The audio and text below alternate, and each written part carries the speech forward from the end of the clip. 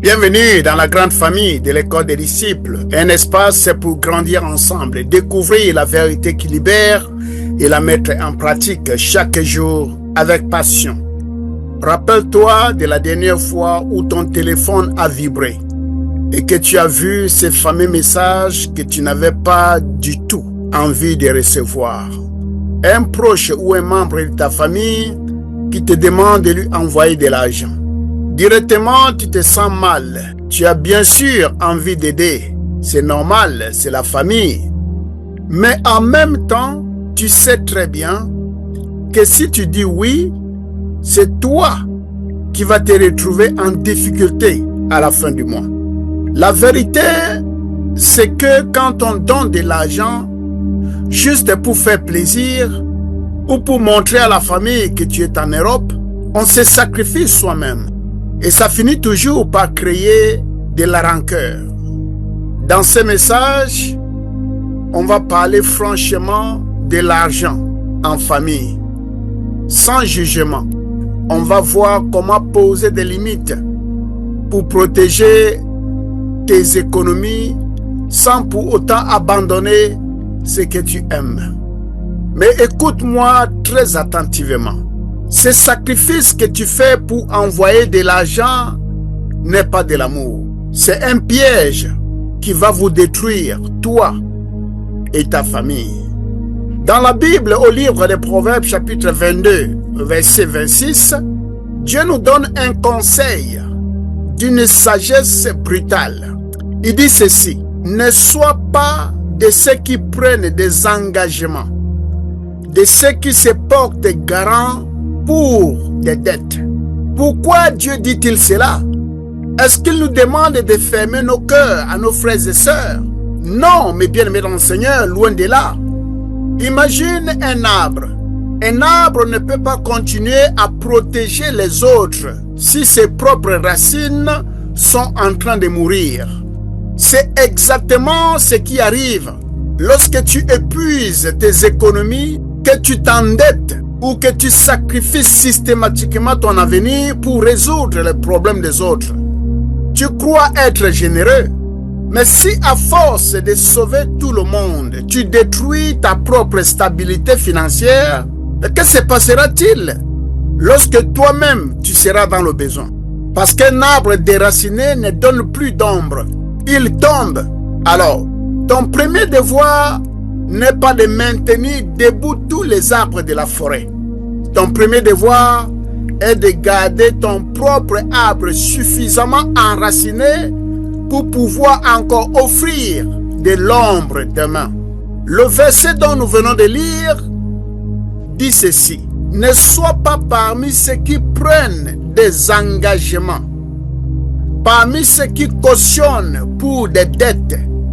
En d'autres termes, ne t'engage pas à porter des dettes et des responsabilités que les autres doivent eux-mêmes assumer. Laisse-moi te raconter l'histoire de Christian. Christian, c'est le grand frère de la famille, celui qui a un travail stable en vie, celui sur qui tout le monde peut compter. Un jour, son oncle l'appelle. Christian, ton jeune cousin veut se lancer dans le commerce. Il a besoin d'un garant pour obtenir un prêt à la banque. Fais-le pour la famille. Christian savait que c'était risqué. Au fond de lui, quelque chose lui disait de ne pas s'engager. Mais la pression de la famille était forte.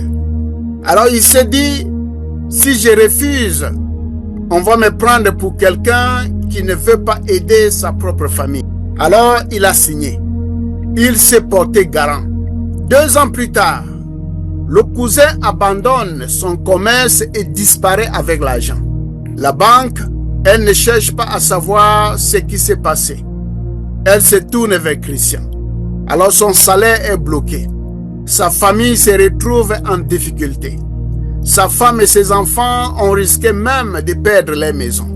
Mais le plus douloureux arrive lorsqu'il se tourne vers sa famille pour demander de l'aide.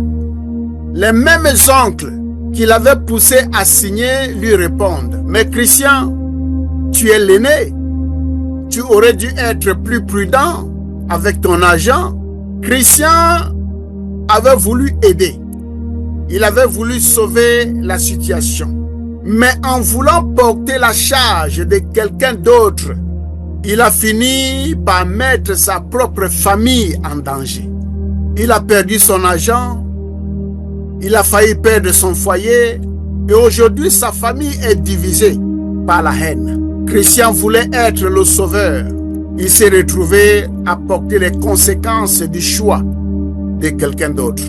Et c'est exactement ce que le verset dont nous venons de lire. Ne lie pas ton destin à celui des autres et ne prends pas sur toi ce qui les appartient. Mais bien aimé dans le Seigneur, le verset 27 des Proverbes 22 continue en posant cette question. Si tu n'as pas de quoi payer, pourquoi voudrais-tu qu'on enlève ton lit de dessous de toi? Dans nos familles, le lit, c'est la paix de ton foyer, c'est le sommeil de ta femme, c'est la sécurité de tes enfants, c'est l'équilibre de ton couple. La Bible te demande, pourquoi acceptes-tu que la pression familiale vienne arracher la paix de ta propre maison? Pourquoi créer des troubles dans ton foyer? Parce que tu veux envoyer de l'argent à ta famille. Pourquoi? Mais bien aimé dans le Seigneur, Dieu ne t'a pas établi comme le messie financier de ta lignée. Il y a un seul sauveur que nous connaissons tous, c'est Jésus-Christ. Toi, tu es simplement un gérant. Et un bon gérant doit d'abord protéger la maison que Dieu lui a confiée avant de vouloir bâtir celle des autres. Alors, comment faire? Comment rester un bon fils, un bon frère, un bon membre de la famille sans finir par se détruire soi-même? Aimer sa famille ne signifie pas dire oui à tout. Aider quelqu'un ne signifie pas porter toute sa vie à sa place. Et dire non à une demande qui nous met en danger ne signifie pas qu'on aime moins. Voici comment y parvenir. Numéro 1, c'est pas l'amour de la culpabilité. Ne laisse pas la culpabilité décider à la place de ton cœur et de ta raison. Dire non à une demande d'argent déraisonnable, ce n'est pas abandonner ta famille. C'est parfois la meilleure façon de préserver ta capacité à l'aider demain. Tu peux aimer quelqu'un profondément et lui dire « je t'aime, mais je ne peux pas faire cela ». Numéro 2, ne prête pas ce que tu ne peux pas te permettre de perdre. Si un proche te demande 1000 € et que cette somme risque de mettre ton propre foyer en difficulté, sois honnête. Je n'ai pas 1000 € à te prêter, mais je peux te donner 100 €. Ce n'est pas un prêt, c'est un cadeau. Mieux vaut donner peu avec un cœur libre que prêter beaucoup et finir par perdre à la fois son argent et sa relation. Numéro 3, fixe une limite à ton aide familiale. Tu peux même créer ce qu'on pourrait appeler un budget famille. Chaque mois, tu mets de côté une somme précise destinée à aider tes proches. Quand cette somme est épuisée, tu n'en prends pas davantage sur l'argent destiné à ton loyer, tes enfants, tes factures ou ton avenir. Ce n'est pas de l'égoïsme, c'est une limite saine. Parce qu'il faut comprendre une chose. Tu n'es pas obligé de te mettre toi-même dans le besoin pour prouver que tu aimes les autres. Ne lie pas ton destin à celui des autres. Aide-les, soutiens-les, aime-les, mais ne prends pas sur toi ce qu'ils doivent eux-mêmes porter. C'était le serviteur de Yahweh, Henri Ekoli de la grande famille de l'école des disciples. Merci de votre écoute et de votre engagement à incarner ces messages.